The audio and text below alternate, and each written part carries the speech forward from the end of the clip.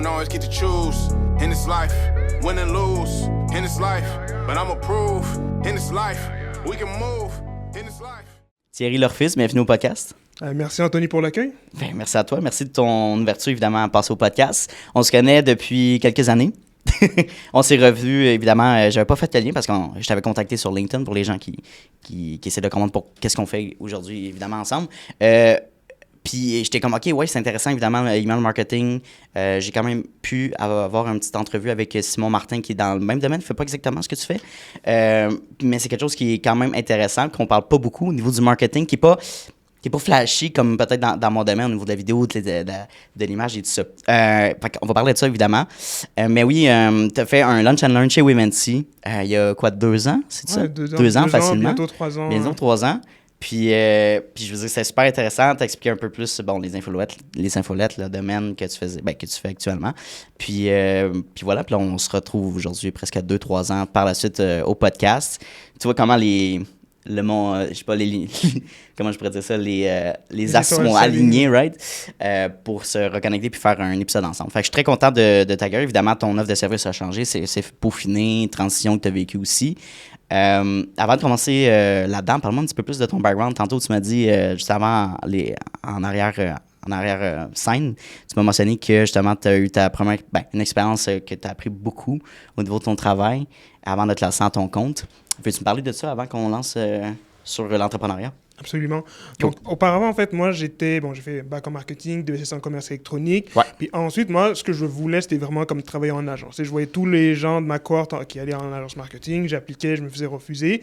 Et là, finalement, en fait, j'ai atterri dans une entreprise nommée le groupe Bellon Prestige. Donc, c'est un regroupement d'entreprises dans l'Auvent. Okay. Donc, c'est 4 entreprises. Il n'y avait jamais eu personne qui faisait le marketing dans l'entreprise. Okay. Donc là, c'est 4 entreprises. Il y avait tout à construire comme tel. Donc, moi, je suis arrivé... From the ground, puis il n'y avait rien, aucune stratégie. Là. Aucune stratégie. Il y avait des sites, il y avait une page Facebook, mais rien. OK, ouais. Puis il y avait des agences qui parfois géraient un peu le Google Ads et tout, mais là je suis arrivé. Okay. Moi, il fallait que j'apprenne déjà tout parce que tu sais, Google Ads, SEO, email, publicité Facebook, je connaissais rien de tout ça. Oui, t'avais pas fait ça. Évidemment, t'avais appris comme certains paramètres à l'université, mais de l'appliquer, c'était jamais dans tes... J'avais comme déjà testé un peu, là, ouais. Avec des budgets minimes. Là, c'était la première fois que j'arrivais dans une entreprise et que là, j'avais tout à faire. Donc, au début, sachant que c'était pas mal un poste de directeur sur papier, c'est coordo marketing, mais je gérais autant le budget et l'exécution. Ça, petite parenthèse, les postes de coordo marketing, quand c'est pas pour vrai, l'entreprise là, va te donner toutes les tâches de marketing, de connexion, puis de courriel probablement, de contact client, puis je veux dire, ça touche à tout, là, mais quand tu dis coordo... c'est très large là, comme description de poste. Fait que, tu sais, à y penser puis avoir des questions à poser à votre futur employeur s'il vous offre ce poste-là. Mais je te laisse continuer. Ouais, c'est très large. Mais de l'autre côté, moi, je trouve que ça a été le meilleur cadeau pour moi. Au niveau apprentissage? C'est la meilleure école. Comme ça. Parce que souvent, tu sais, je vois beaucoup de gens qui vont dire « Ah, mais tu sais, les postes de coordo, on donne parfois trop de tâches. On sous-évalue le marketing. » C'est vrai que parfois, c'est juste que l'employeur ne comprend pas la valeur et ne comprend pas l'expertise derrière chaque tâche. Ça, c'est vrai. Mais par contre... Je dirais, pour quelqu'un, mettons, si tu es début vingtaine, tu as un peu plus de temps, tu veux vraiment comme apprendre plus vite, je trouve que c'est une des meilleures écoles. Moi, 100%. Pour moi, c'était vraiment... C'est important, parce que, je veux pas, oui, c'est beau de se lancer à son compte, c'est très flashy, je veux dire, d'être tout de suite entrepreneur sans avoir d'expérience, mais malheureusement, si tu n'as pas de compétences, tu vas être confronté à certains murs ou à des confrontations avec des clients, de dire, écoute, pourquoi telle campagne ou telle stratégie que tu as mis en place n'a pas fonctionné? Je sais pas, tu sais. Fait que ça peut être plus rassurant de vivre aussi puis ces expériences-là, puis de positionner mieux comme un expert dans ton domaine. Fait que c'est super cool que tu aies vécu ça. Exactement. C'est même la structure. Je prends un exemple parce que j'ai parfois des amis qui, eux, ils étaient en agence marketing et qui partent à leur compte. Il y a un avantage large parce que tu as déjà vu à quoi ressemblent les processus dans, justement, faire du service marketing, chose que moi, je n'ai pas eu. Donc, c'est sûr que moi, j'ai comme un peu construit mes propres processus maison avec ce que je faisais quand j'étais directeur avant de partir à mon compte. Donc, dans un sens où autant parfois j'envie ceux qui sont partis à leur compte comme début vingtaine tout de suite, puis il y en a qui ont vraiment très vite réussi, mais de l'autre côté d'avoir pris le temps d'avoir fait mes erreurs puis je t'ai payé pour faire ces erreurs là pour vrai, moi, je regrette pas. Puis tu crées un réseau de contacts incroyable dans le sens, oui, tu as quitté l'entreprise, mais ça reste des collaborateurs potentiels futurs dans le sens, je sais pas, si quelqu'un qui t'approche, que, OK, il y a une offre intéressante de leur côté que toi, tu n'offres pas, ben je vais te référer à cette personne-là. Ou, tu sais, un projet commun. Tu sais, ça reste quand même une connexion intéressante. Puis mon père m'a toujours dit, dans la vie, tu fais jamais rien pour rien. C'est vrai pour... Tu sais, même si tu vois ça comme une perte de temps ou un failure, tu n'étais pas payé à ta juste valeur, t'es payé en expérience, je vois. Tu sais, c'est un peu... Ouais. Ouais. C'est ça. Un peu comme, je dirais qu'il ne faut pas comme gaspiller son 9 à 5 parce que c'est l'erreur que certains vont faire. C'est juste dire, OK, je me présente au travail, je fais le minimum, puis je pars. C'est vrai que moi, de mon côté, ça a plus été comme au début, oui, je faisais mon 40 heures, mais parfois, à la fin de semaine, je faisais des formations justement parce que j'étais comme, OK, il y a plein de trucs que je ne sais pas. OK, mais que tu formais toi-même. Ouais, je me formais moi-même. C'est fort, ça. Okay. Comme tel, parce que là, j'étais comme, OK, ben, ça m'a déjà pris quand même un peu de temps pour trouver ma première job comme tel. Donc là, je me suis dit, OK, je veux faire une bonne impression et tout. Puis vu que c'était comme plein de, des tâches quand même plus haute responsabilité que je n'aurais probablement pas eu si j'avais été côté agent. Donc au début, je me formais parfois les fins de semaine. Là-dessus, je n'étais pas payé. Mais par contre, est-ce que je le regrette de l'avoir fait? Pas du tout comme tel. Puis en parallèle, parce que c'est vrai que je savais que je n'étais pas payé à ma juste valeur. Mais par contre, je n'avais pas les guts, on va dire, d'entrer dans le bureau de la patronne puis dire, OK, paye-moi ma juste valeur comme telle.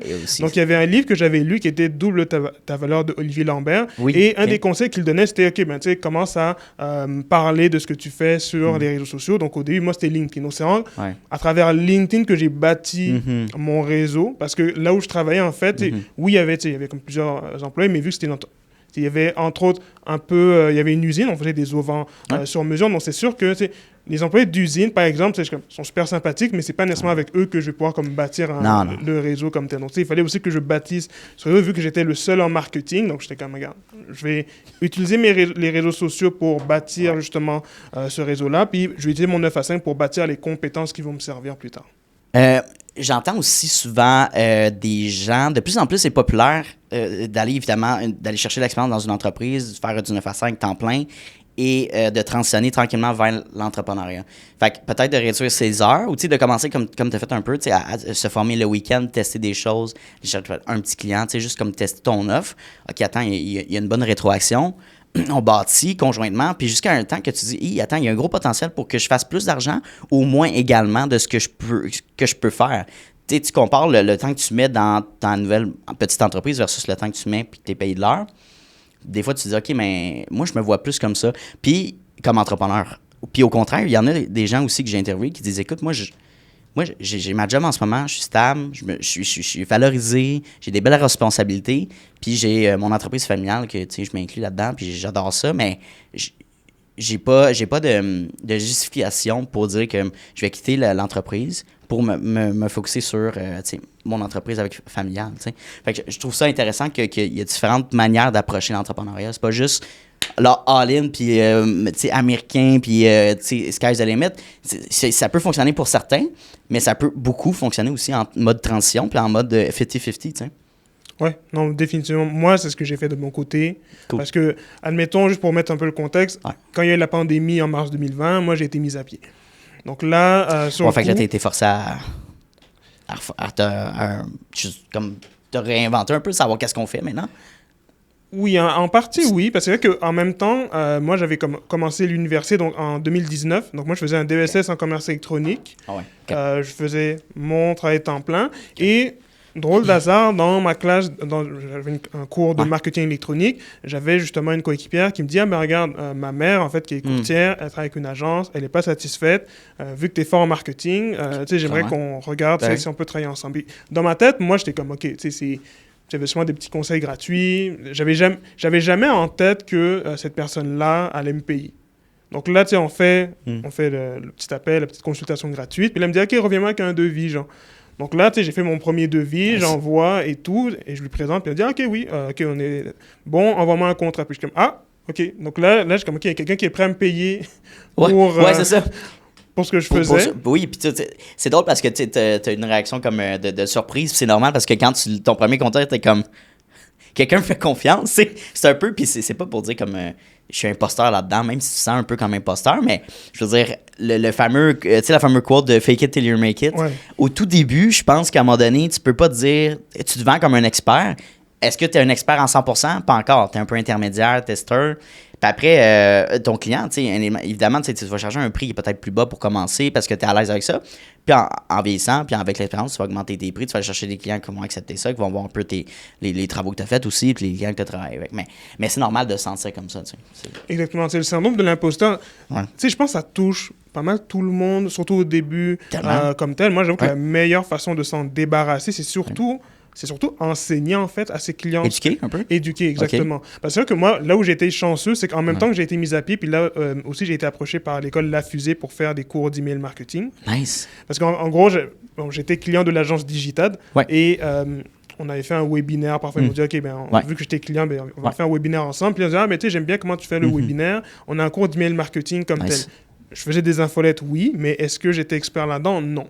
Par contre, la vérité, et ça, c'est un truc, je pense, qui est quand même assez important à considérer, surtout quand on se lance à ses débuts, c'est que tu n'as pas besoin d'être nécessairement un 10 sur 10 pour aider quelqu'un qui est un 0 sur 10. Admettons, si je prends des professeurs d'université, par exemple, est-ce que la personne qui t'enseigne, c'est vraiment comme la sommité, la meilleure personne du domaine? Parfois, non. Parfois, cette personne est peut-être en réalité un 6 sur 10, mais toi, tu es 0 sur 10. Donc, de t'amener de 0 à 3...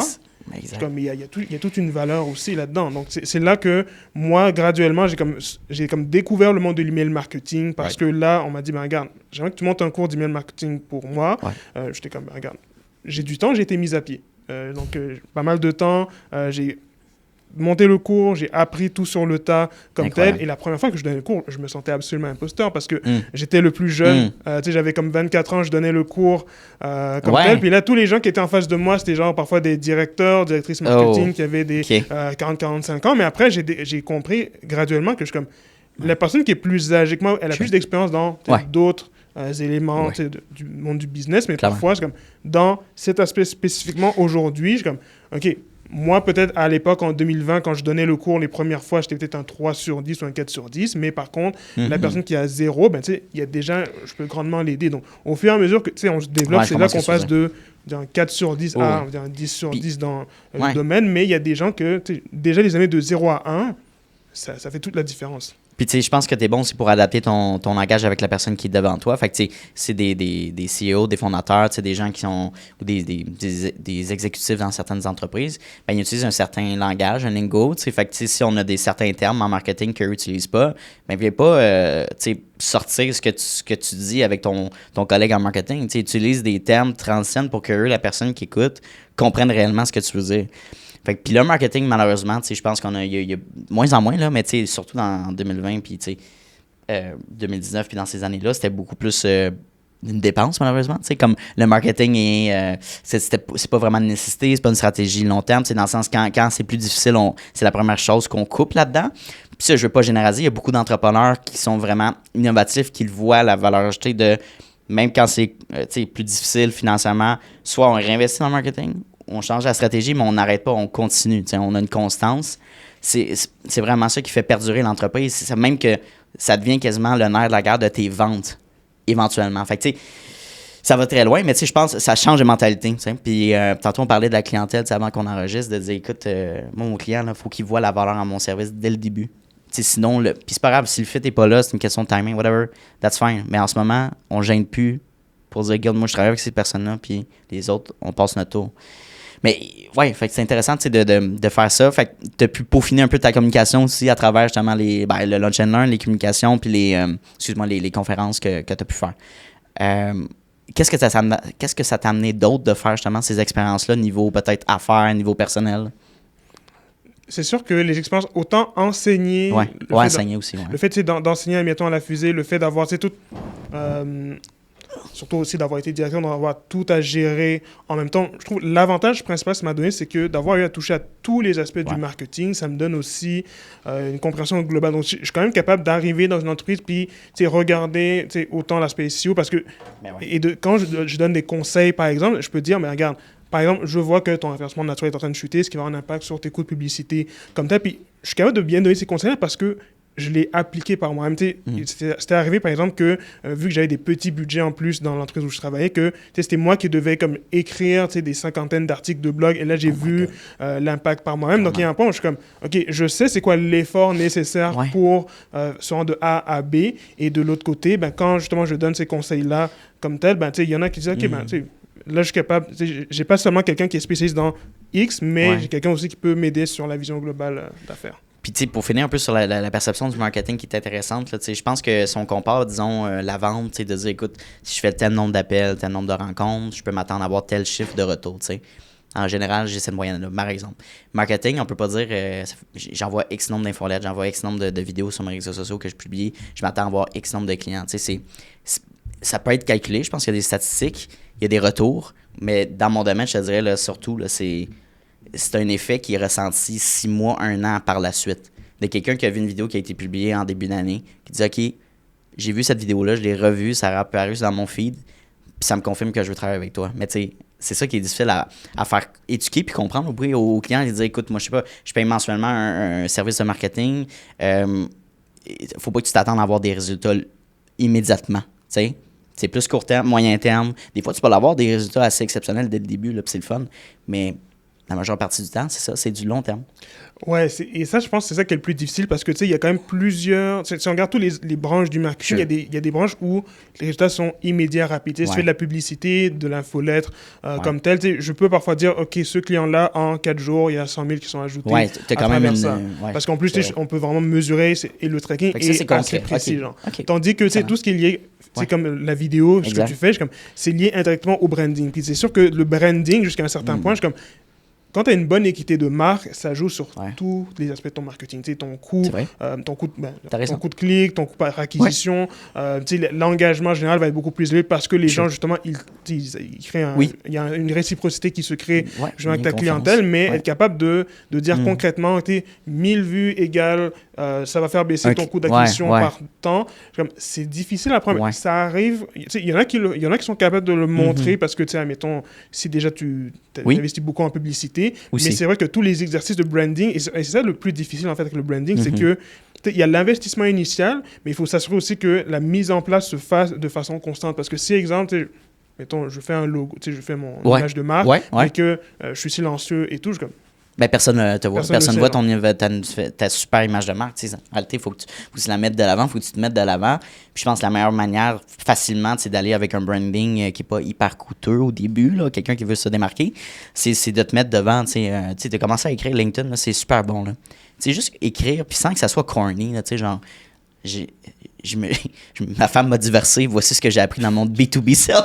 On voit c'est vraiment drôle, là, mais en tout cas, il y a eu des memes par rapport à ça, là, mais genre, tu sais, juste d'écrire honnêtement ce que tu ressens. Puis de plus en plus, je vois sur LinkedIn, petite parenthèse, là, des posts d'entreprises qui dit, écoute, moi j'ai lancé une entreprise, j'ai dû la fermer, ça n'a pas fonctionné. Puis tu sais, c'est de montrer le côté négatif et non de toujours montrer le côté positif. Tu sais, juste l'authenticité va venir rapprocher les bonnes personnes, va venir attirer les bonnes personnes, je pense, vers toi aussi. Je suis d'accord en partie. Je suis comme mitigé sur la partie authenticité parce que je trouve surtout... vas-y, non, c'est intéressant. Mettons, si je regarde comme marketing 2022-2023, il y avait, je vais appeler ça, bon là je vais le mettre en guillemets, genre burnout marketing, dans le sens où il y avait beaucoup de gens où ils parlaient d'authenticité, mais c'était vraiment de montrer en fait les blessures comme les plaies ouvertes, carrément, de dire, on montre genre, tu sais, carrément comme en larmes, regarde, là je suis en train de pleurer, voici mes pires moments et tout, puis parfois je suis comme... Oui, c'est authentique sur papier. Puis, là, je prends, mettons, le cas d'Instagram. Il y a une demande, il y a des gens, justement, qui veulent voir, on va dire, la peine, qui veulent voir, justement, ils ne veulent pas juste voir des gens positifs, mais de l'autre côté... Ça fait l'effet contraire aussi. C'est ça, parfois, ça fait un peu l'effet contraire. Parfois, je me dis, comme... Oui, je crois que, tu peux montrer comme ton positif et négatif, mais il y a, comme une personne me l'avait déjà dit, c'est si tu veux montrer un peu le négatif, c'est plus montre tes cicatrices, mais montre pas tes blessures, montre pas tes plaies ouvertes. Je comprends. C'est pour ça que je trouve quand on parle d'authenticité, après, c'est sûr que le terme est large. Comme peut-être, il y en a beaucoup qui c'est, OK, là, je te montre juste mes pires côtés, je te montre toutes les pires choses qui me sont arrivées comme tel. Et à la fin, c'est comme... Parfois, je me dis, est-ce que tu as besoin d'aide? Est-ce que tu vas bien? Je n'ai pas envie... Je suis comme, oui, tu t'as une expertise, mais je me pose des questions sur est-ce que toi, comme personne, ça va bien? Comme individu. Ouais, je comprends ce que tu veux dire. Pas aller dans le dramatique, mais dire, écoute, on a vécu telle difficulté, mais voici maintenant notre solution qu'on veut apporter. On travaille avec telle personne. C'est juste d'amener un peu du storytelling, un peu dans ton message, sans dire, écoute, c'est la mort, puis là, je suis plus capable, puis je t'achète à bout de souffle, là, parce qu'à un moment donné, tu vas aller chercher des commentaires de genre, mais je te souhaite le meilleur, fais attention, oui, ça, je suis d'accord. C'est quand tu tombes dans l'extrémisme, tu viens chercher le côté trop émotionnel des gens aussi à un moment donné. C'est ça. Ça marchait bien. Clairement, ça va chercher des chiffres. Ben oui. Surtout comme début des années 2020, là, on voyait justement, c'était comme se prendre en selfie sur LinkedIn, puis là, tu disais tes états d'âme. C'est vrai que ça marche. Moi-même, parfois, j'ai essayé parfois d'aller avec des trucs plus... où je parlais de ma vie comme tel. Puis je donne un exemple. Moi, j'avais été une fois hospitalisé, puis là, justement, j'avais... hospitalisé, puis là, j'en avais parlé sur LinkedIn. Mais à un certain point, il y avait quelqu'un qui m'avait approché, me disait « Ah ouais, est-ce que ça va bien la santé et tout? » Puis là, j'ai eu un peu cette déclenchement. Je me dis « Ouais, à quel point j'ai envie de tout dire, ce qui se passe dans ma vie sur les réseaux pour créer de l'authenticité et du lien. » Je suis comme « Non, tu sais, à la fin de la journée, moi, je crois plus à... Le but, c'est plus de te présenter comme un genre de guide pour ta clientèle. Tu vas utiliser comme ton histoire personnelle pour éduquer les personnes et montrer comment tu peux aider. C'est sûr que oui, tu peux parler un peu de ton backstory pour justement créer du lien parce qu'il y a des gens qui vont se reconnaître là-dedans. Mais quand on parle authenticité, c'est là que je...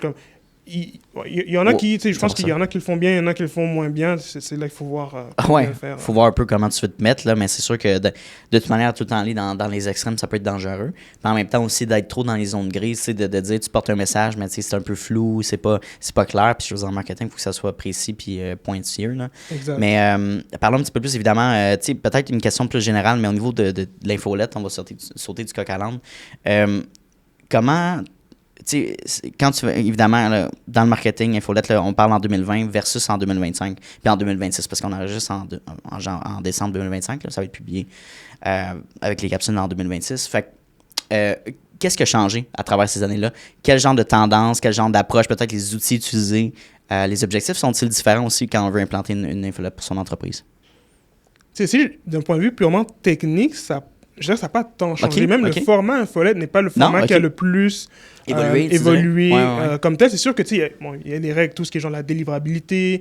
Quand on parle de délivrabilité, juste pour définir, c'est vraiment le fait, est-ce que ton message sera bel et bien dans la boîte de réception ou non, comme tel. Donc, il y a des éléments qui ont changé, mais le format de dire, OK, tu envoies un courriel aux personnes qui sont abonnées à toi, qui veulent en savoir plus, ça reste toujours aussi pertinent. La seule grande différence maintenant, c'est qu'il y a beaucoup plus de compétition. C'est plus facile. Maintenant, c'est en train de se commoditiser. Dans le sens où, maintenant, de plus en plus, il y a des marques qui, tu n'as pas besoin de payer un retainer de 4 000 $ auprès d'une agence pour faire des infolettes. Tu peux le faire, tout ce qui est le graphisme, tu peux le faire par toi-même, le texte, l'IA, tu es capable de faire quand même quelque chose qui est très correct comme tel. Donc, on est plus dans un univers qui est beaucoup plus compétitif quand on parle de l'infolette, mais le retour sur investissement, il reste toujours aussi pertinent. À quoi on peut s'attendre quand on parle de retour sur investissement? Quel genre de paramètres que tu viens chercher? C'est sûr qu'on parle de retour sur investissement, il faut prendre en considération. Puis là, juste pour ajouter un peu de contexte à tout le monde, là, moi, je suis en e-commerce. Donc, ma spécialité, c'est vraiment comme tu as une boutique Shopify ou WooCommerce. Je mets en place un système automatisé, on envoie des infolettes comme tel. Donc, on parle du retour sur investissement. Ça va toujours varier selon ton acquisition. Donc, exemple, si tu as une boutique en ligne que tu fais... Je prends un exemple client qui me vient en tête. Mettons, tu fais des dizaines de millions par année. Donc, mettons mes plus gros clients comme tel, et que là, je mets en place le système. Mais dans ce cas-ci, là, ce qui peut se passer, selon, bien sûr, la saisonnalité et tout, mais c'est qu'on peut aller faire grandir la base de données assez rapidement. J'ai des clients avec qui... justement, sur les périodes plus occupées, on allait chercher comme 40 000 emails supplémentaires juste parce que on met en place un bon pop-up, un bon système de capture d'emails. Puis là, en ayant les automatisations en place, mais là, c'est très souvent, et là, je parle pour les entreprises qui font, on va dire, 6, 7, 8 chiffres comme tel, c'est souvent des dizaines, centaines de milliers, puis dans certains cas, des millions de dollars qu'on va récupérer. Parce que le truc, et c'est quand même assez drôle, ça, c'est comme ma réalisation de 2025 comme tel, c'est que moi, j'imaginais que les grosses entreprises, tout était parfait, le back-end était genre super bien monté, super bien rodé. Et là, j'ai commencé à travailler avec des plus grosses entreprises, puis je regarde, puis je suis comme, mais pas du tout, genre. C'est vraiment comme, mais il manquait tellement de choses. En fait, je dirais comme, j'ai payé des dizaines de milliers de dollars en formation pour me former, mais même avec les grandes entreprises, souvent, en fait, on fait encore les mêmes bases comme telles. Et pour se rendre vraiment vers des trucs plus avancés, ça prend du temps aussi. Donc là-dessus, en termes de retour, c'est sûr que je ne peux pas te promettre, OK, ben là, je vais t'ajouter 10 000 $ demain matin parce que ça dépend de est-ce que tu as une bonne base de données, est-ce que tu as du bon trafic, est-ce que ton offre est bien établie. Mais pour quelqu'un qui, c'est-à-dire, tu as ton produit market fit. Donc, produit market fit, c'est que ton produit est positionné sur le marché et les gens, il y a une demande pour ce produit-là. Juste d'avoir en place un bon système, tu peux aller récupérer au moins 14% de tes ventes et dans certains... de tes ventes, là, je parle dans un contexte e-commerce. En B2B, je pourrais moins parler parce que c'est pas là-dedans que je... T'es niché dans l'e-commerce. Dans le e-commerce comme tel. Mais en même temps, en envoyant des infolettes régulièrement, là, en termes de vente, là, c'est sûr, ça dépend vraiment. Là, donc, clairement. C'est très, très variable selon d'une marque à l'autre et l'industrie. C'est intéressant, non? Puis c'est sûr que je pense qu'il y a peut-être un aspect de consommation qui est différente dans le niveau courriel, infolette aussi. Je pense que évidemment, moi, je pense, clairement, l'attention des gens est réduite. Là. Je veux dire, les réseaux sociaux le prouvent. Là, je pense que c'est 2 secondes ou 1 seconde qu'il faut que ça soit intéressant dès le début pour que la personne écoute ta vidéo ou une certaine partie. Fait que je me demande un peu est-ce que notre consommation est différente quand on tombe dans notre boîte de courriel puis qu'on reçoit l'infolette. Est-ce qu'on prend le temps de lire puis de voir ce qui est offert? Qu'est-ce qui fait que l'œil est attiré à lire justement une infolette, là, finalement? C'est sûr que là, il y a c'est là que le design vient jouer. Le design vient jouer beaucoup. Là-dedans, mais dans certains cas aussi, un bon copywriting, si tu avec des infolettes qui sont purement texte-based. Mais il y a une partie où, moi, je trouve que la constance joue beaucoup, en fait, dans l'équation. Et ça, c'est quelque chose que j'ai remarqué avec les plus grosses organisations cette année.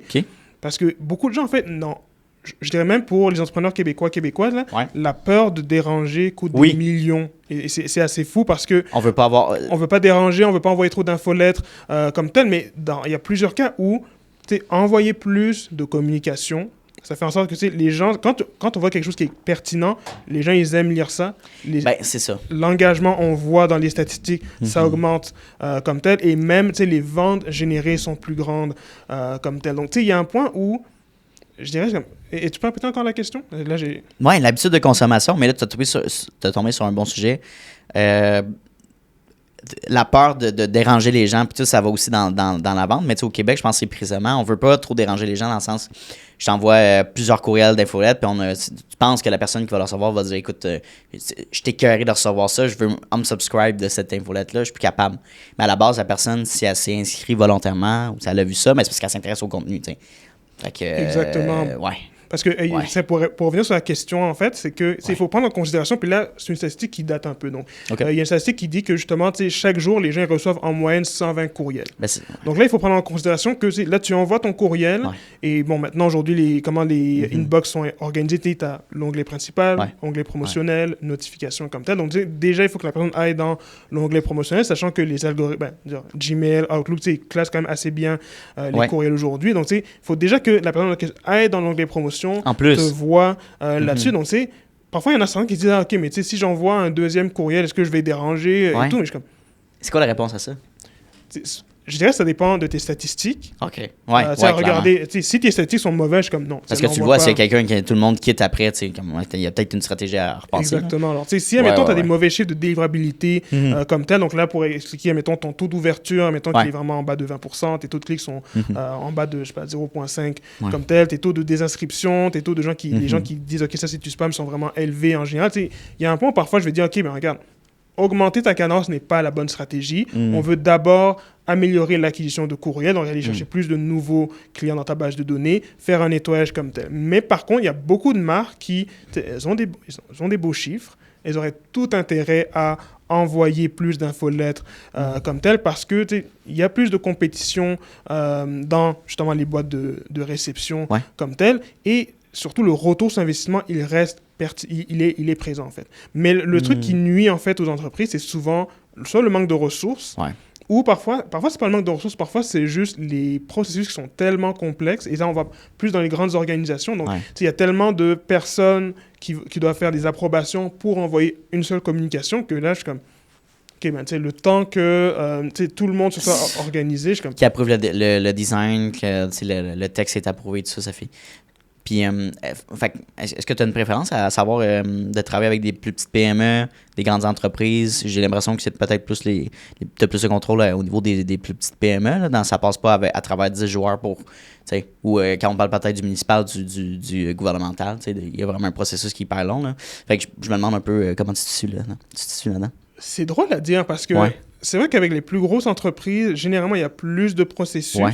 Mais par contre, si je regarde avec certains de mes clients, parfois, en fait, moi, je vais carrément le dire. C'est arrivé avec un de mes plus gros clients où je lui ai dit, je suis comme, regarde, la raison pour laquelle on n'a pas réussi à atteindre telle chose, il y avait tellement de processus on a eu la perte de temps. Il y a eu tellement de perte de temps que ça n'a pas été efficace comme tel. Puis de plus en plus, c'est quelque chose que je commence à faire avec des clients, c'est pas juste que je fais les infolettes pour toi, c'est plus, je t'aide à créer tes infolettes par toi-même et être capable de vraiment sortir. OK, de rendre la personne autonome, le client autonome. Exactement, parce que... OK, c'est intéressant, ça. J'ai eu cette réalisation-là, en fait. C'est sûr que, admettons, si je voudrais comme charger de l'infolette à tout le monde, pour que moi, il faut que je puisse bien me payer, il faut que je puisse bien payer aussi les fournisseurs, graphistes, parfois copywriter, comme tel. Donc, parfois, et quand je regarde des comptes clients, parfois, je suis comme, ça vaut pas la peine que tu me payes. Genre, je suis comme, regarde, je peux t'aider à l'internaliser, comme ça, tu es capable de, mettre cet argent-là sur l'acquisition pour que tu ailles chercher des nouveaux clients avec la publicité méta comme telle. Mais parfois, et même je pense que le marché s'en va de plus en plus vers là, au fur et à mesure que tout est en train de se commoditiser, à se dire, mais OK, tout ce qui est publicité méta comme telle, c'est beaucoup plus simple de partir. Créer des infolettres aussi. Il y a des applications, là je pense à une application montréalaise, Glotify, qui est une application AI qui se lie avec les Shopify. Là, j'ai commencé à regarder ça, puis j'étais comme... Tout devient facile. Tout devient assez simple. Puis on a quelque chose qui est... C'est loin d'être parfait, mais clairement. C'est acceptable. On va dire c'est acceptable comme tel. Puis parfois, je suis comme... Okay, ça, même si c'est pas genre... c'est pas le plus haut standard, comme de le faire, là, en ce moment, c'est vraiment rentable et ça va t'aider pour t'amener du point A au point B comme tel. Oui, puis je pense que nos domaines... je pense les grosses agences avec beaucoup de joueurs là-dedans qui gèrent... Je pense que ça va être amené à évoluer parce que de plus en plus, évidemment, ça va être devenu une commodité, comme tu dis, puis l'accès est beaucoup plus facile, l'autonomie est beaucoup plus facile, puis je pense que notre domaine, en tout cas, on tombe plus dans l'éducation, dans la formation, de dire, oui, on commence un projet, on te montre comment on fonctionne nos processus, puis maintenant, si je peux peut-être t'aider à former quelqu'un à l'interne dans ton équipe qui peut le faire beaucoup plus concrètement pour toi, pour la mission de ton entreprise. Fait qu'il y a peut-être un aspect d'éducation, de formation, de transition qui va se passer un petit peu plus. Puis je pense qu'il va quand même avoir, qu'il va rester encore des clients qui vont dire, écoute, moi, je suis intéressé plus à avoir quelqu'un qui gère un peu, je te fais confiance. Je peux avoir quelqu'un qui prend la globalité de ton projet, de ce projet-là, excuse-moi. Puis je te mets en charge cette situation-là plutôt que de mettre ça à l'interne. Fait que ça reste là, mais je pense que petites entreprises veulent peut-être une solution plus interne. En tout cas, ça va venir à évoluer d'après moi. Avec les AI, ça, on nous entend. Puis tu as touché un bon point. J'ai fait un podcast cette semaine avec Manon Simenel, qui est justement une stratège en marketing qui fait des campagnes publicitaires. C'était son part 2 ici. Puis elle me dit, depuis qu'on s'est parlé, là, ça fait 1 an, ça a complètement changé. Là. L'intelligence artificielle à travers Meta, précisément, quand tu fais des campagnes pub. Avant, il fallait que tu fasses du A/B testing. Le A/B testing se fait automatiquement, quasiment. Il te propose 4-5 audiences directement ciblées, nichées pour ta clientèle. Donc, faire une campagne, ça devient extrêmement plus facile. Moins de temps passé sur l'analyse, sur le targeting. Puis après, c'est le visuel aussi. Il va dire si ton visuel est bien performant ou pas. Fait que tu as beaucoup moins de tests, puis d'hésitations, puis tu sais, quel budget. C'est quasiment... Tout est fait pour que quelqu'un qui commence là-dedans le comprenne à un certain point.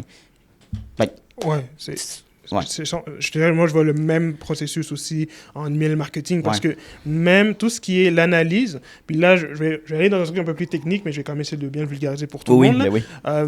Auparavant, mettons, comme me demandait de faire une stratégie. Donc, là où je passais le plus de temps, c'était carrément, sortir les CSV, analyser tout ça, puis aujourd'hui, avec l'IA comme tel, puis là, on est rendu avec ce qu'on appelle des MCP. Donc, c'est en gros, pour expliquer, c'est que tu peux connecter ton ChatGPT, ton Claude ou peu importe ton modèle d'IA avec justement les données, avec les données clients, donc le logiciel Klaviyo, peu importe comme tel. Ça fait en sorte que toutes les analyses de tendance maintenant se font beaucoup plus rapidement. Parce qu'avant, maintenant, c'était je sortais les fichiers, j'analysais, puis là, je disais que voici les tendances, voici maintenant ma recommandation. Là, c'est rendu que l'analyse se fait par IA comme tel. Je fais juste valider, OK, est-ce que là, c'est bon en un clin d'œil. Puis moi, après, je peux vraiment pousser l'analyse à me dire, OK, maintenant, j'ai les chiffres. Je vais regarder avec le qualitatif, avec tout ce qui est dans l'analyse créative comme tel, puis dire, OK, comment maintenant on peut, avec tout ça, se rendre, au lieu du point A au B, on peut dire, OK, comment on peut aller de A à C plus rapidement. Là. Donc ça, il y a la partie stratégie, il y a la partie aussi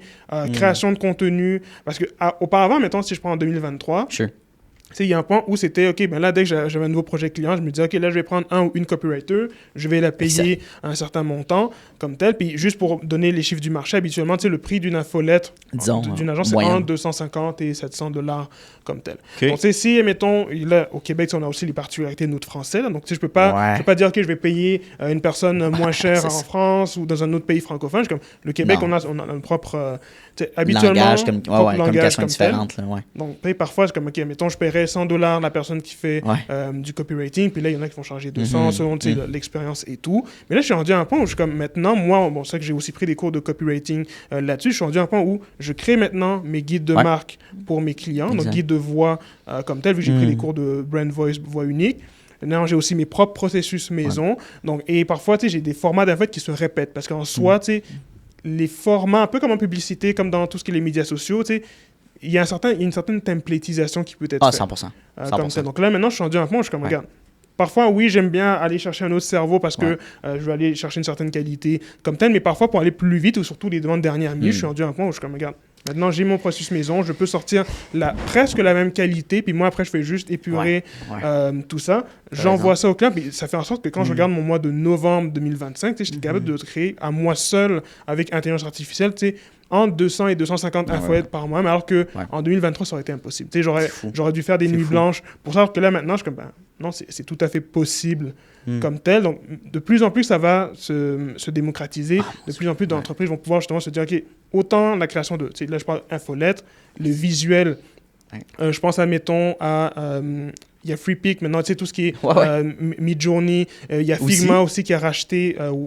Figma, Sora 3 aussi, Sora 2. En tout cas, c'est incroyable. Je veux dire, on est quand même discerné que c'est un AI, mais tu vois que la ligne est très, très mince, que le prochain update, la prochaine solution qui va en venir, ça sera pareil comme si on filmait en studio. Là. Pour vrai, là, ça va être... En tout cas, je te laisse continuer, excuse-moi, c'est intéressant. Là. On arrive vraiment à un point où on peut créer la même qualité. Et c'est ça, et voilà. Pour une avec un bon prompt. Exactement. Donc, il faut avoir les processus, il faut bien sûr avoir les connaissances pour ça. Par contre, moi, je pense que le problème que ça va amener, c'est surtout la confiance. Parce que je vais prendre un exemple.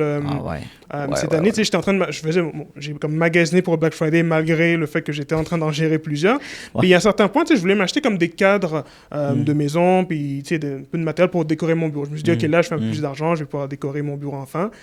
Et là, les images qui étaient créées, les images de produits, c'était des images ChatGPT. Je le voyais clairement. Je suis comme, OK, je joue pas mal avec les IA. Donc, et là, je me suis questionné à un certain point. Je suis comme, est-ce que c'est un vrai site ou c'est un faux site? Parce que là-dessus, et c'est quand même, quelque chose qui est de plus en plus courant. Parfois, je vois des études de cas marketing. Les gens disent, regarde, mon nouveau produit marche super bien. Puis là, quand je regarde les photos, mais je suis comme, mais ça, c'est IA. Genre. Donc, là, je me pose la question à me dire, je comprends, mettons, pour des photos lifestyle ou des photos, on va dire, où tu fais juste montrer ton produit, c'est faire des variations. Ça, j'ai pas de problème là-dessus. Mais par contre, quand c'est des êtres humains que là, tu es en train de mettre en scène avec ton produit, là, je suis comme... Je comprends que tout le monde veut économiser des coûts, mais il y a un point où là, ça va créer un problème de confiance. Ça veut dire, est-ce que maintenant... C'est de qualité aussi. C'est la qualité, genre. Est-ce que c'est vrai? Est-ce que c'est faux? Maintenant, tout le monde peut créer... oui, je pense que, en tout cas, pour des entreprises, il y a clairement des postes qui vont être réduits. Ou je pense que c'est une évolution de carrière, savoir si toi, tu es un stratège ou un copywriter à l'interne. Ça va t'amener à être beaucoup plus performant. Il faut arrêter de démoniser un peu ces nouvelles technologies-là. C'est inévitable que ça va faire... Moi, ça fait déjà partie de ma vie. Là, dans le sens, j'ai déjà l'onglet ChatGPT depuis un bon bout dans mon ordi que j'utilise tout le temps. Là. By the way, à l'université, les professeurs, les éducateurs... Je pense que 95% des étudiants utilisent ça pour faire leur dissertation, leurs travaux. Fait que, est-ce que c'est mal? Est-ce que c'est bon? Je pense qu'il faut juste repenser les évaluations qu'on fait aux étudiants. Parce que tu peux pas dire on empêche l'utilisation de chat.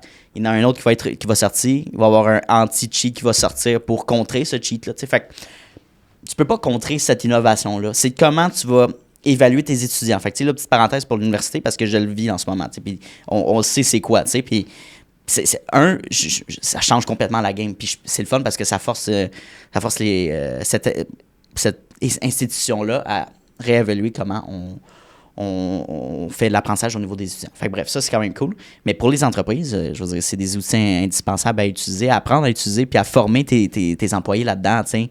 Puis arrêter de démoniser, de dire non, nous, on est humain, on n'utilise pas ça, on le fait comme on a toujours fait. Si tu le fais pas, ton compétiteur va le faire, puis tu vas perdre des parts de marché. Fait que c'est de l'utiliser à bon escient, je pense. Ouais, non, je pense qu'on est 100% aligné sur ça. La seule inquiétude que j'ai, parce que là, mettons, je pense à mon frère, parfois, qui justement, tu sais, lui, il me parle, lui, il étudie en ingénierie, puis parfois, il fait des travaux d'équipe. Tel, puis là, il me dit souvent, mais tu sais, parfois, quand je regarde justement des codes qui ont été faits par des coéquipiers, là, je peux le voir que c'est un mauvais code qui a été fait par une intelligence artificielle. Clairement. Comme tel. Donc, tu sais, je pense, et surtout, il y a des études qui le montrent que justement, le fait d'utiliser constamment l'intelligence artificielle, justement, ça fait en sorte que, tu sais, on réfléchit moins comme tel. Oh, 100%, mais ouais. C'est vrai que même moi, j'ai un peu cette inquiétude-là parce que c'est sûr que, moi, si je prends, mettons, les derniers mois, là, vu que là, j'étais beaucoup l'IA, j'écrivais beaucoup moins qu'avant. C'est sûr que moi, j'ai mon processus maison, là, mais par contre, avant, mettons, si je prends 2023, c'était beaucoup plus, OK, à quel point je suis capable d'utiliser ma mémoire pour me dire, OK, là, il faut que je me rappelle telle théorie pour... Je fais beaucoup de liens, justement, entre, OK, la théorie humaine, psychologie humaine, comment je l'applique à l'écrit comme tel. Là, maintenant, je laisse ça à l'IA pour le faire. En soi, maintenant, je me concentre sur d'autres tâches comme tel. Donc là-dessus, le gain de temps, il est énorme. Ça mettons, je prends juste... j'ai comme un agent d'IA maintenant qui trie mes courriels, qui pré-répond à mes courriels à ma place. Je le vois en chiffres. J'ai sauvé 145 heures cette année juste avec ça. Ça s'appelle Fixer AI. Là, c'est comme $30. Oui, je connais. $30 par mois. Puis auparavant, puis j'en parlais avec d'autres amis qui ont aussi des entreprises, ils me disent, mais avant, je payais une personne qui triait les courriels et tout. Alors que là, maintenant, mes courriels sont triés. Je réponds plus rapidement. Donc, maintenant, je peux passer beaucoup plus de temps sur vraiment ce qui est important dans mon entreprise. Donc, je pense qu'il y a comme une balance à se faire, à se dire, bien utiliser l'IA va te faire gagner du temps. Sure. Et si tu as déjà les compétences, donc tu as appris ces compétences-là, ça va te permettre d'aller plus loin jusqu'à un certain point. Ben oui. Mais par contre, c'est sûr que si tu ne les as pas apprises auparavant, je pense que, mettons, ça ne sera pas bon nécessairement pour la réflexion et développer l'esprit critique. Oui, puis tu sais, je veux dire, en affaires, puis je veux dire, on recule il y a quelques années avant que ça soit généralisé pour chat, mettons, par exemple, ben, tu sais, d'écrire des courriels, de penser comment tu écris ton courriel, ta syntaxe, tes fautes d'orthographe et tout ça, tu sais, au moins, il y en avait des outils comme Antidote, mais quand même, il fallait que tu penses à ta formation de phrase, tu sais. Puis aujourd'hui, ça devient quand même plus difficile de dire, écoute, un peu cette paresse-là de dire, j'écoute les mots-clés, voici ce que je vais envoyer dans mon courriel, fais-moi quelque chose de professionnel humain, puis tu sais, fais-moi ça soit quand même quelque chose de super bon, mais tu dis, est-ce que ça me ramollit le cerveau, là, pour utiliser cette expérience? Tu sais, de dire, ça me fait pas pratiquer un peu, je sais pas, cet effort-là.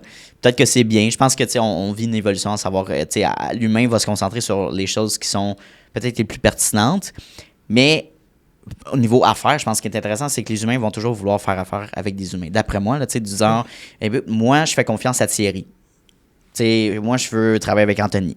Parce que, ça donne des belles opportunités de travailler avec des travailleurs autonomes, des experts dans leur niche, plutôt que justement des intelligences artificielles peut-être qui manquent un petit peu plus de personnalisation, d'approche, de connexion. Fait que je trouve que ça c'est cool. Puis malheureusement, le marché aujourd'hui est quand même très difficile au niveau d'aller chercher un emploi, je parle. Fait que pour les jeunes qui sortent de l'université, puis qui veulent aller chercher un emploi, ben c'est un petit peu plus limité. Peut-être parce que l'économie, évidemment, est un petit peu instable, mais je pense aussi à cause de l'IA qui vient couper pas mal de postes, de limiter certaines dépenses. Fait que moi, je pense de voir ça comme une opportunité, de dire, écoute, travaille tes skills toi-même, viens te former sur l'utilisation de ces outils-là, apporte quelque chose d'innovant pour l'entreprise, une solution innovante, une valeur ajoutée, ou de partir à ton compte portfolio puis de bâtir ça de ton bord, tu viens chercher une belle opportunité. Je pense que ça devient plus rentable d'être un travailleur autonome à court terme au début que d'aller chercher un emploi puis un CV. Pour vrai, je regarde les jeunes en ce moment, là, puis c'est quand même très difficile à chercher un emploi là, d'entrée de gamme. Là. Fait que, comme, à la place de faire ça, montez votre valeur sur le marché. Puis je pense, bâtissez un peu votre expérience dans ce sens-là. Mais c'est intéressant. Ouais, puis il y a un point vraiment intéressant que tu as amené un peu plus tôt là, sur le fait que, justement, tu sais, comme travailleur autonome, tu sais, on est... Je vais prendre moi par exemple, parce que c'est sûr que moi, je suis pas rendu à un point où j'ai comme des employés temps plein, mais par contre, si je suis capable, jusqu'à un certain moment, de produire presque autant qu'une une agence, une équipe. Tu sais, le fait, je parlais du fait que j'avais comme écrit comme 200 fois, puis là, j'ai ma graphiste qui fait tout ça. Et là, je commence à aller chercher des plus grosses marques qui, habituellement, c'est des marques qui travaillent avec les grandes agences. Sure. Que là, maintenant, et là, c'est une tendance qu'on voit de plus en plus, c'est des marques qui, habituellement, se disent, OK, au lieu de travailler juste avec une agence, je vais plutôt prendre parfois un travailleur autonome qui est expert là-dedans. Donc, c'est sûr que pour eux, il y a une certaine économie parce que, une agence, c'est sûr que... ils vont charger, faramineux, on s'entend, mais... Ils vont charger avec les salaires à payer, les loyers et tout, alors que, mettons, si tu es travailleur autonome ou tu es une agence boutique, par exemple, tes frais sont beaucoup plus minimes, mais par contre, tu as une très forte expertise vu que tu es niché là-dedans. Donc, moi, je pense que c'est là qu'il y a une opportunité en 2026 de se dire... OK, oui, les agences qui sont établies vont toujours exister, puis le modèle va devoir changer, mais je pense que ça va rester pour encore quelques années. Par contre, si tu as une expertise clé dans, je sais pas, que ce soit l'email, que ce soit la publicité, que ce soit la rédaction SEO comme telle, tu es capable quand même d'aller rivaliser autant en termes de le output, donc la quantité et la qualité aussi, pour justement te dire que là, maintenant, je peux aller chercher des clients plus premium. C'est sûr que ça prend du temps, mais on arrive à un point où il y a démocratisé ça. Il n'y a plus nécessairement cette différence de skill à dire, OK, mais tu sais, la personne qui est en agence parce que, je sais pas, elle a plus d'années d'expérience. Surtout, le marketing, là, ce que j'aime aussi du marketing, c'est le fait que, tu sais, en quelques mois, quelqu'un peut rapidement te mettre à l'amende et dire, regarde, je suis capable de faire ça comme toi. C'est sûr que l'aspect stratégie, c'est quelque chose qui développe sur des années, mais la partie exécution, maintenant, ça se fait beaucoup plus rapidement, ça prend plus vite. Oui, puis tu sais, pour vrai, c'est de bâtir votre réputation sur le web au tout début, puis du moment que ton entreprise, ou tu sais, ce que tu offres est associé à ta face, on fait un peu une entreprise qui t'approche ou tu approches pour faire une offre de service, par exemple, qu'eux, ils font une marketing plus at large, une grosse agence qui font une stratégie plus at large, c'est plus généraliste, tu sais. Fait que tu vas avoir beaucoup de key players à l'interne qui vont être bons un petit peu dans tout, qui vont être spécialisés dans certaines choses. Mais quand tu fais affaire, puis tu viens varier, puis tu fais affaire avec un travailleur autonome, un solopreneur, comme on dit, tu viens chercher quelqu'un qui vient vraiment chercher une épingle, puis voici ce que je t'offre moi, puis on va pouvoir développer puis faire performer cet aspect-là dans ton entreprise. Ça vient varier un petit peu. Puis je pense que l'approche est vendeuse parce que tu dis j'ai une vraie connexion personnelle avec la personne que je parle et non juste la Inc. Je parle avec, encore une fois, Thierry ou avec Anto. Je m'attends à travailler avec cette personne-là parce que j'ai une connexion humaine. Puis des fois, tu te dis, hey, moi, c'est quoi le succès pour moi? On va en parler tantôt, là, on arrive. Mais le succès, c'est quoi pour moi? Est-ce que mon succès, moi, c'est de bâtir une grosse agence avec 10, 15, 20, 30 employés ou je suis très bien solopreneur ou travailleur autonome, puis de faire X nombre d'argent par année, that's it. Je pense que ça aussi, c'est une question à se poser. Moi, je pense que tu peux avoir une énorme valeur sur le marché quand tu es reconnu pour ce que tu fais précisément, puis tu es qui comme personne aussi. Ouais, parce que le succès... J'avoue que ça, c'est une bonne question. Genre, c'est quoi... Pour toi, genre, c'est quoi le succès? Ouais, c'est ça. Professionnel, tu sais. Parce que c'est ça que tu as le succès professionnel, tu peux gagner en affaires, mais tu as aussi gagné dans ta vie personnelle comme telle. Parce que, il y a quand même une différence entre, tu fais, je sais pas moi, tant de millions avec 10% de profit et tu travailles 12 heures par jour. Il y en a que c'est le cas, puis il y en a qui aiment ce jeu-là aussi. Il y en a qui se disent, OK, il y en a qui aiment les longues journées, ils veulent faire ça, puis ils drive là-dedans, puis je suis comme, si t'aimes ça, tant mieux et tout. C'est sûr que pour moi, par exemple, il y a un point où je suis comme, en termes d'argent, là pour l'instant, je pense au point de comme je me verse un gros salaire. En ce moment, je suis vraiment comme un peu dans mes débuts, mais par contre, là, je commence à bien, ça roule bien. Oui, la bonne traction. C'est sûr que le succès, pour moi, c'est plus à quel point je peux bâtir un truc qui me permet d'avoir comme un certain... avoir comme du temps pour moi, avoir une certaine liberté. Et quand j'ai liberté, c'est genre liberté de temps, liberté... liberté aussi argent. Puis là, c'est sûr que argent, ça ne veut pas nécessairement... Il y en a pour qui c'est 30 000 par mois. Il y en a pour 100%. Qui c'est 10 000 par mois. Après, là, c'est sûr, ça dépend du train de vie comme tel. Mais c'est plus, est-ce que je suis capable de vivre? J'ai pas nécessairement besoin de m'inquiéter de l'argent. Moi, c'est plus comme, OK, si je peux donner du temps avec, je sais pas moi, famille, amis et tout, j'ai pas nécessairement besoin de m'inquiéter de l'argent. Et si j'ai envie de, je sais pas, parfois voyager, je comme ça, pour moi, tu gagnes déjà. Déjà, juste être capable de déjà vivre de son entreprise comme tel. C'est un succès en soi. C'est déjà un succet, genre. Alors, regarde, fais juste prendre 5 secondes dans ta journée, regarder les statistiques sur Google. Là. Dire la moyenne des entreprises qui se lancent et qui ferment, c'est 5 ans. Fait que comme, du moment que tu as passé à travers ces 5 années-là, ou que tu fais un revenu substantiel du moment que tu fais un revenu pour subvenir complètement à tes dépenses personnelles de vie, tu as atteint un succès. que plusieurs n'ont pas réussi à atteindre. Puis moi, je trouve ça incroyable d'être capable de vivre de ses propres moyens, de dire, écoute, j'ai bâti quelque chose, je suis capable de vivre de ça. T'sais. C'est le fun, c'est rafraîchissant, c'est énergisant, on veut se donner, mais de dire que c'est comme justement, je vais aller me chercher une grande équipe. Il y a beaucoup de responsabilités financières supplémentaires. Puis, mais nécessairement, ça vient avec les heures aussi. Jusqu'à temps que tu bâtisses une structure qui est solide, que tu as des key players dans ton équipe qui prend le flambeau, que tu es capable de partir en voyage puis peut-être déléguer, mais il faut que tu te rendes là, tu sais. Fait que est-ce que tu veux sacrifier, mettons, ta vie personnelle, mettons, pendant X nombre de temps, X nombre de mois, d'années, pour te rendre là, ou tu te dis, regarde, moi, en ce moment, j'ai déjà mes week-ends. Puis je suis bien, j'ai mes fins de semaine. J'ai du temps avec mes amis, j'ai du temps avec ma conjointe, mon conjoint, whatever. J'ai du temps personnel, tu sais, pour faire ce que je veux. Let's go. T'sais, pour moi, dans ma propre définition, ton succès est déjà atteint. Ça va dépendre de tes objectifs, de tes ambitions, puis ce qui est important pour toi dans la vie, selon moi. Là. Puis des fois, c'est pas juste de faire plus d'argent. Des fois, c'est t'atteins ton revenu idéal, tu as de l'argent en banque, puis ça te permet de voyager, tu t'achètes des choses pour te faire plaisir, tu bâtis quelque chose de plus gros, mais comme en réalité, est-ce que faire 100 000 de plus par année, 200 000, faire 1 million par année, comme ça peut faire l'effet inverse, dans le sens qu'il y a beaucoup d'entreprises qu'on voit juste le revenu d'affaires, de dire « Hey, je fais des millions par année, mais il reste 50 000 comme salaire. » Fait que tu sais, comme, c'est quoi le succès? C'est quelqu'un qui fait 100 000, qui fait 1 million? Fait que moi, je pense que ça dépend de tes dépenses. Puis là, je parle beaucoup, là, mais c'est quand même intéressant. Là. C'est ça. Plus on dirait qu'il y a cette tendance-là, plus on fait un revenu supplémentaire, substantiel, plus on veut augmenter notre lifestyle, tu sais. Fait que tu dis, je vais augmenter mes dépenses. Fait que, tu sais, mettons, je fais 1 million par année, je vais aller chercher des dépenses qui concordent à ça. Fait qu'on devient de plus en plus endetté sans être réellement heureux. Fait que ça peut être dangereux de dire, oui, augmente tes revenus, mais t'as-tu nécessairement besoin d'augmenter tes dépenses aussi?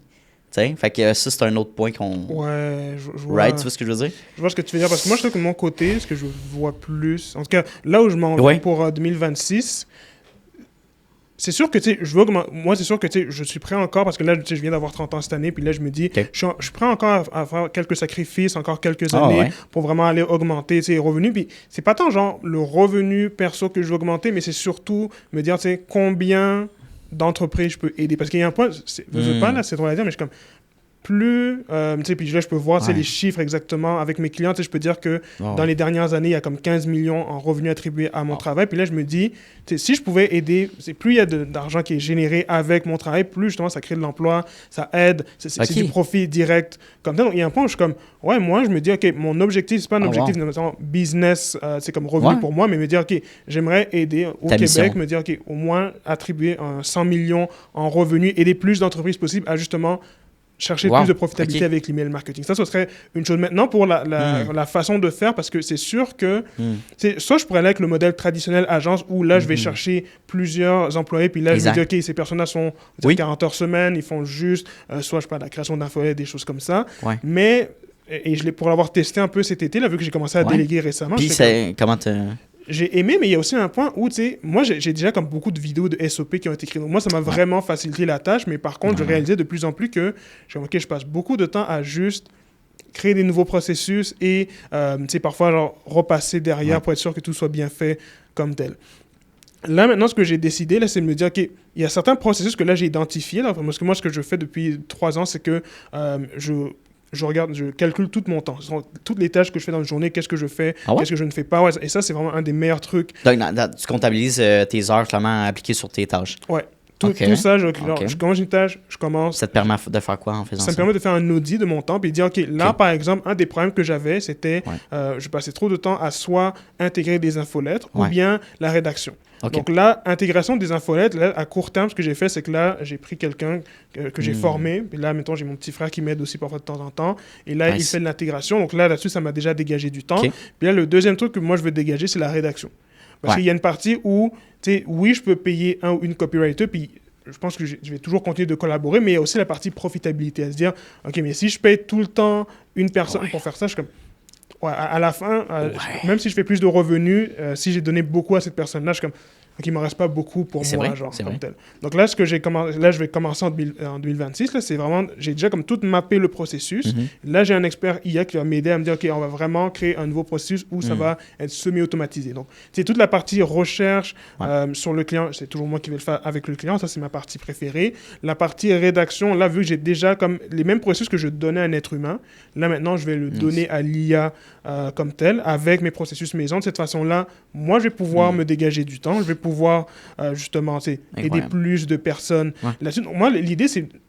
Je ne crois pas nécessairement au modèle traditionnel d'agence. C'est le modèle où tu fais juste grossir le nombre de têtes. C'est sûr qu'il y a des cas où tu dois le faire. Mais mettons, si tu fais de la vidéo, tu as besoin de quelqu'un qui filme, ça prend...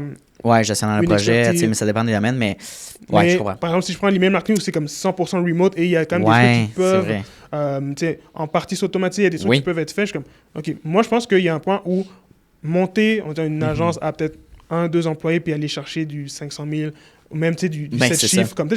Il y en a qui l'ont fait. Il y en a qui l'ont fait. Puis là, je me dis, écoute, si je peux aller chercher un plus gros revenu, une bonne profitabilité comme tel, m'offrir une belle qualité de vie, je suis prêt à faire le sacrifice pendant quelques années. Comme tu dis justement, là, c'est ça exactement. C'est pas plus tu as de chiffres, plus c'est rentable. En réalité, tu peux avoir justement 2-3 personnes, mais qui sont multidisciplinaires. Ils ont différentes tâches, ils ont différentes compétences qu'ils peuvent faire en même temps pour être optimiser ton temps. Puis toi, encore une fois, tu te concentres sur ce qui est réellement important, ce que toi, tu préfères, mais pas nécessité d'avoir 10, 20, 30 employés. Là. Pour vrai, là. C'est le fun d'avoir c'est une belle liberté. Puis pas juste ça, tu as une belle connexion, une cohésion avec ces gens-là. Tu as un rapprochement qui est plus là que quand tu vas être rendu à... Si ton objectif, c'est d'avoir 50, 100 personnes, malheureusement, tu peux pas connaître tout le monde, puis d'avoir une connexion comme tu peux avoir avec une petite équipe. Which is nice. Exact. J'adore ça. Donc moi, je pense que c'est vraiment vers ça que, je pense que l'entrepreneuriat de demain, justement, et même, il y a des graphiques qui le montrent, justement, le nombre d'employés que ça prend pour atteindre 1 million. Il y a quelques années avant, ça prenait des dizaines de personnes. Et là, plus ça avance, plus on arrive à... Et puis là, c'est déjà arrivé, des entreprises de une personne qui font justement des 1 million comme tel. On arrive à un point où je suis comme... OK, tu n'as plus besoin d'avoir une grosse équipe pour gérer plein de projets. Comme ça se fait maintenant avec des plus petites équipes, tout en offrant la même qualité ou mieux que ce qui se fait par les grandes organisations. Puis on le voit déjà. Puis je pense que ça se transfère dans notre génération, milléniale, Gen Z, de dire, écoute, on a vu nos parents travailler à leur soir de leur front, tout le temps, des heures de fou, tu sais. Puis c'est correct, c'est un enjeu de leur... Puis je pense que c'est correct, ils ont été élevés là-dedans. Mais nous, on a un contrôle sur nos vies, à savoir, moi, nous, comment on veut vivre notre vie, tu sais? Est-ce qu'on veut nécessairement faire... Est-ce que travailler plus veut dire succès? Attends, là, c'est pas... travailler plus intelligent? Oui, intelligemment, tu sais. Fait que je pense que ça, c'est un pouvoir un peu de notre génération de dire, écoute, moi, je valorise mon temps. Je valorise je veux passer mon temps sur les choses qui sont importantes. Puis peut-être que oui, je vais sacrifier ou devoir réduire à court terme mon revenu. Mais oui, ça me va. Est-ce que ça me va pour avoir une meilleure qualité de vie? Puis les enjeux d'anxiété, de dépression, puis je veux dire, il y en avait dans la génération de nos parents, mais je pense que là, aujourd'hui, c'est beaucoup moins tabou. On en parle beaucoup plus. Fait qu'évidemment, je pense que c'est quelque chose de démocratisé, que c'est des choses qui sont communes. Fait que repensons à comment on peut vivre notre vie, alignement. Faisons des choses qui nous remplissent de sens, puis faire un lien à ce que tu as dit. Ta mission, c'est ça, c'est justement d'aller chercher 100 000 de revenus pour des... Non, mais tu sais, parce que là, je calcule un peu toujours le revenu que je génère pour mes clients. Donc là, en date d'aujourd'hui, c'est 15 millions. Puis là, tu sais, je vois des marketeurs qui atteignent des 100 millions en revenus. Là, je parle vraiment comme dans l'email marketing, dans revenus attribués. Comme ça. Donc là, je me suis dit, OK, si je peux aider plus d'entreprises, donc je me dis, si je peux en revenus attribués aller chercher 100 millions... pour mes... Et là, je ne parle pas de 100 millions dans mes poches, mais revenus pour mes clients. Il faut en définir. Mais là, je ne parle pas de mon revenu personnel, là, qui est comme deux choses... On parle du revenu, de l'impact, justement, de tes services sur les entreprises. Exactement. En termes d'impact, donc moi, je pense plus en genre d'impact en me disant, si je suis capable d'aider plus d'entreprises à vraiment... contrôler leurs données et vraiment assurer une meilleure rentabilité avec l'email marketing, je suis comme, tout le monde gagne au final. Tout le monde, l'entrepreneuriat québécois gagne, puis c'est tellement quelque chose qui est méconnu, malheureusement, et même auprès des grandes entreprises, celles qu'on admire, parfois quand je regarde, je suis comme, ouais, mais c'est des millions qu'ils laissent sur la table, puis ils ne savent pas. C'est juste parce qu'ils ne savent pas. Donc je me dis, mais regarde, si on peut t'aider à aller chercher cet argent-là, je suis comme, à la fin, c'est parfois des emplois que tu peux créer, c'est parfois plus de profitabilité. Puis, je l'ai vu chez des clients. Je prends un exemple, une de mes premières clientes, là, quand j'avais commencé à travailler avec elle, elle venait de devenir maman. Et à un certain point, on a mis en place des automatisations. Puis en 12 mois, on avait comme multiplié par 7 ses revenus provenant de l'emailing. Par 7, ouais, c'était un livre assez fou. Ouais. Mais je me rappelle, elle m'avait dit ça un jour. Elle m'a dit, ouais, mais là, maintenant que j'ai des automatisations qui roulent en arrière, maintenant, parfois, je peux juste me dire, OK, ben, je fais peut-être moins de contenu réseaux sociaux, mais là, je peux passer plus de temps avec mes enfants. Donc là-dessus, c'est un win aussi. C'est bon, ça. Oui, exact. Si tu gagnes, je te fais sauver 5 heures par semaine pour X nombre de choses, ben, c'est 5 heures que oui, tu pourrais mettre dans ton entreprise, mais en réalité, c'est 5 heures aussi que tu peux avoir avec tes enfants. Tu sais, que tu n'as pas. C'est comme, wow, ça, c'est un succès en soi. C'est ça, c'est l'impact. L'impact est concret, là. Exactement. Puis c'est là que, depuis comme cette année, j'ai moins peur de vendre, en fait. Parce que avant, justement, parce que je dirais, surtout dans le milieu francophone, souvent, il y a une diabolisation avec tout ce qui est la prospection. Là, Puis je le vois surtout sur mon LinkedIn. Il n'y a pas une semaine où j'ai pas quelqu'un qui écrit un paragraphe et dit, regarde, voici un message de prospection que j'ai reçu. Et il t'écrit comme si c'était le diable qui avait cogné à la porte. Voyons donc, c'est comme, il y a des mauvais messages. Il y a de la mauvaise prospection, il y a des gens qui, effectivement, qui harcèlent, ça, il faut le dire comme tel. Mais par contre, c'est ça, tu bloques. Si tu fais cette relance... Parenthèse, à quel point tu as besoin de faire un post par rapport à ça, puis tu sais, comme... Délite ça, là. Puis pour vrai, ça sert à rien de faire un post là-dessus. Parce que tu viens toucher un peu tout le domaine de la vente, puis des bons vendeurs aussi, avec une bonne approche, qui sont bons, qui sont humains. Fait qu'il faut arrêter de demoniser, puis les francophones, on est très bons là-dedans. C'est ça. Alors que là, moi, cette année, justement, j'ai commencé à me former là-dessus, puis maintenant, avec l'impact que je vois, l'impact en argent, mais aussi pour certains clients, c'est aussi en qualité de vie, avec l'argent supplémentaire que ça rapporte. Je suis comme... Ben, regarde, je vais shooter, je vais shooter mon shot, je vais envoyer mon message, puis je suis comme, au pire... Et ça qui est quand même assez drôle, c'est que les processus en B2B sont assez longs. Genre. Puis je le regarde, par exemple, je me rappelle en 2024, il y a un certain point où, justement, je faisais de la prospection et tout. Mais les plus gros clients que j'ai signés en 2025, c'est parce que ça a commencé par un message en 2024. Et souvent, il y a des clients qui ignorent. Il y en a qui carrément, bonjour, je me présente et tout.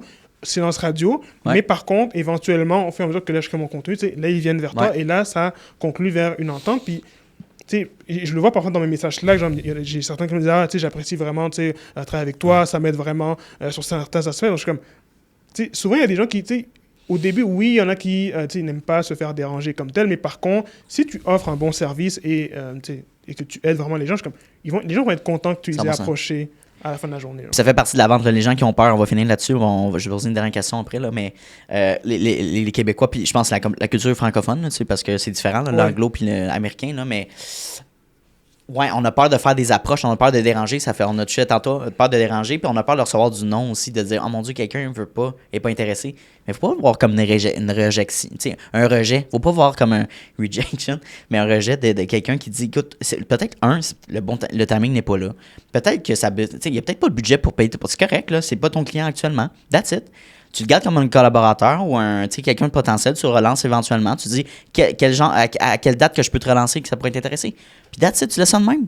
Mais il ne faut pas avoir la mentalité de déranger. Puis anyway, la vente, la prospection, ça fait partie de nos entreprises. C'est jusqu'à un moment que tu dis, écoute, tu peux peut-être aller pallier de genre, j'ai tellement de références de gens que je travaille que j'ai plus autant besoin de faire de prospection. Il y a ça aussi. Mais il faut quand même que tu en fasses nécessairement. C'est des compétences très nécessaires pour bâtir une entreprise. Fait qu'arrêtez de voir le mauvais vendeur de char qui veut te crosser, tu sais. Puis, en tout cas, j'utilise le mot, là, mais tu sais, pour vrai, c'est pas ça la vente. Là. C'est un contact humain. Tu amènes une valeur que tu es confiant qui va aider un entrepreneur pour son entreprise. Finissons l'entrevue avec une dernière question. Tu m'as dit que tu viens d'avoir 30 ans, right? Oui. Bonne fête en retard. Tu as eu ta fête en septembre. En septembre, 30 ans, c'est cool. C'est quand même un gros chiffre. Je vais te poser la question que je t'ai déjà posée dans notre meeting. Si tu avais la chance de parler à un Thierry de 25 ans, il y a 5 ans de ça, qu'est-ce que tu lui dirais en ce moment pour le conseiller et l'accompagner? Je pense que je lui aurais dit de commencer à prospecter. Ah ouais, ah ouais? Ouais, honnêtement, c'est un peu c'est comme le regret que j'ai eu parce que moi, c'est vrai que je travaillais beaucoup genre la marque personnelle. Ouais. Parce que justement, en réalité, tu sais, oui, ça m'a beaucoup aidé, mais tu sais, je le faisais parce que je me disais, mais c'est parce que j'ai pas. En travaillant ma marque personnelle, les gens vont venir à moi. Right. C'est vrai que ça a marché et c'est vrai que ça m'a aidé à faire, je veux dire, en vendre des centaines de milliers par mois comme tel. Mais par contre, le client de rêve, souvent, tu sais, si tu dis, OK, je vais continuer de poster, puis un jour, j'espère, je crois que c'est toi qui viens, tu vas attendre longtemps. Il y a un point my God, oui. le fait de aller de l'avant, se présenter et tout, je suis comme... Au pire, tu te fais rejeter. Au pire, c'est un non, là. Au pire, c'est un non, là. Et ça, c'est même un autre apprentissage que j'ai eu. Puis là, j'en parle pour les entrepreneurs qui débutent, parce que quand on parle de pricing, souvent, on charge pas cher parce que, justement, on a peur d'être rejeté. On a peur d'être non. Comme tel. Puis là, il y a un truc que mon coach m'a appris cette année, c'est que si tu closes 90% de tes deals, il y a un problème. En fait, c'est que ton prix est vraiment trop bas. Ah, je savais pas ça. Fait que, OK, intéressant. Ouais, et ça, c'est vraiment... Et au début, j'étais comme... Je l'avais entendu par Alexandre Mozy, et mon client et mon coach aussi me l'a dit. Puis là, je l'ai compris cette année parce que... Et c'était arrivé dans la même journée, en fait. Je présentais un devis client. Et là, je dis, voici le prix. Et la cliente me dit, OK, c'est trop cher. Et je sais que le mois il y a quelques années, on aurait souvent dit, OK, je vais baisser le prix juste pour te faire plaisir, pour qu'on puisse commencer à travailler ensemble. Mais par contre, qu'est-ce qui s'est passé? C'est que le fait qu'elle m'ait dit non, ça fait en sorte que là, dans le même après-midi, j'avais un autre client qui lui m'a dit, regarde, j'aimerais que tu fasses tout mon Black Friday comme tel. Puis là, tu sais, j'allais charger plus cher parce que là, c'était un plus gros projet. Mais j'étais comme, le fait que j'ai eu un non plus tôt, ça fait en sorte que là, j'avais de la place pour ce gros projet-là. Voilà. Alors que si j'avais baissé mon prix pour me dire que là, je veux juste avoir un beau taux de closing, ça fait en sorte que, oui, OK, j'aurais peut-être closé cette cliente-là à un prix moins cher, avec beaucoup moins de profitabilité. Mais par contre, au final, le fait d'avoir eu le non, j'ai closé un autre client plus cher, plus profitable pour moi et pour lui en plus, ce client-là. On a quand même fait, là je regarde dans ces chiffres-là, je l'ai closé à un bon montant, mais pour lui, pour son Black Friday, ça a été quand même au moins comme 300 000 en vente attribuée avec mon travail comme tel. Donc je suis comme, au final, tout le monde est gagnant en fait. Tout le monde est gagnant, c'est ça. Et j'irais même dire, il y a un ami qui m'a dit ça, il dit...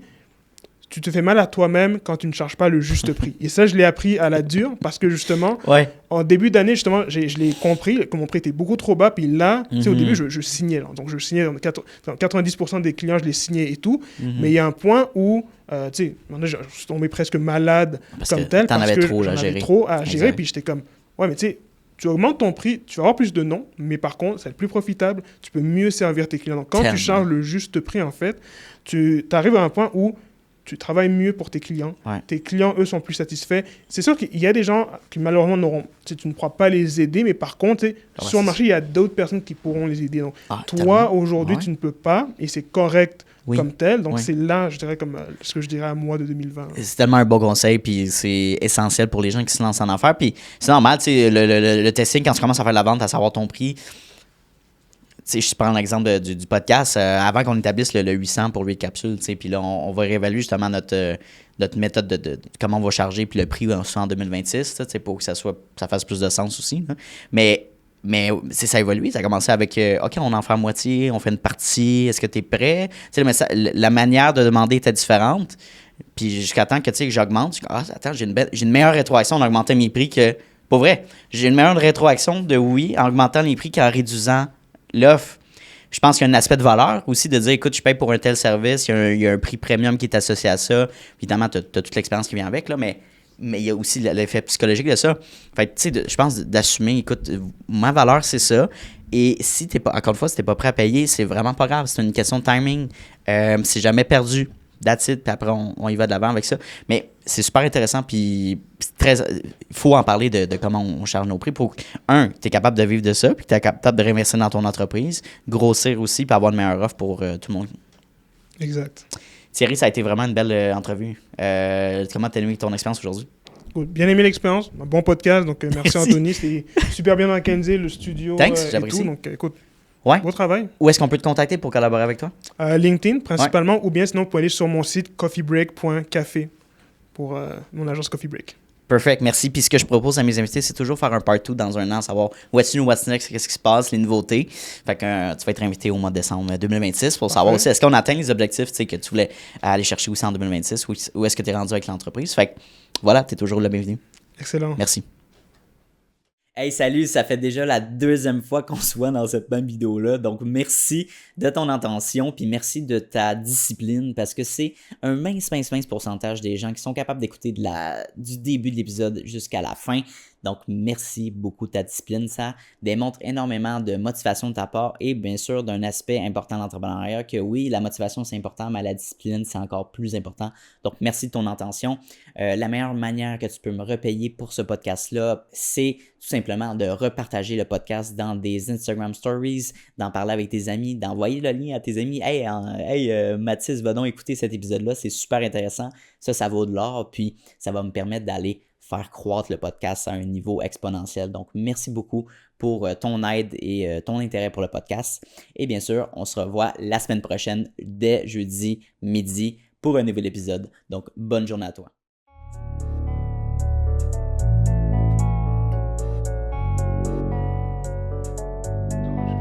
You don't always get to choose in this life, win and lose in this life, but I'ma prove in this life we can move.